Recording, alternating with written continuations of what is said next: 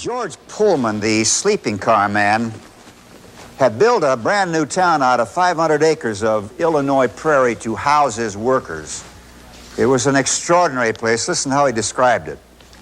Bright beds of flowers and green, velvety stretches of lawn, dotted with parks and pretty water vistas, homes filled with light, a town where all that inspires to cleanliness of person and of thought is generously provided. I almost bought a home there myself. There's only one small thing I couldn't understand, how anyone living in this paradise, this Garden of Eden, would ever want to go on strike. I thought I'd better go down and look around. The main street was a vision. Bright red flower beds, rows of tall green trees lining the walks, houses of neat red brick with trim lawns in front. Lovely. Only, and this was curious, just one street back of the main street where the workers lived, the houses didn't have lawns. They didn't have windows.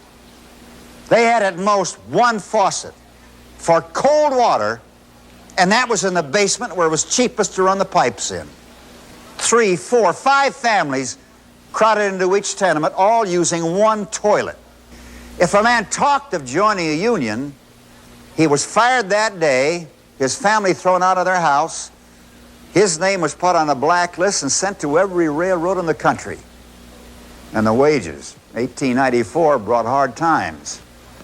Skilled men who'd earned $3.20 a day saw their wages cut until, after Pullman took out the rent money, all they had left to feed their families on was 4 cents a week.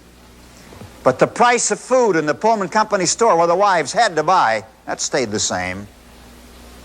43 men asked permission to come in and tell Mr. Pullman their families were starving to death.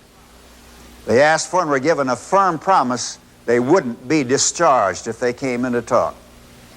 Mr. Pullman listened to the 43 men, said there was nothing to discuss, that his only responsibility was to his stockholders, and there was no reason to give the workers a gift of money. And the next day fired them all and put their families out on the street.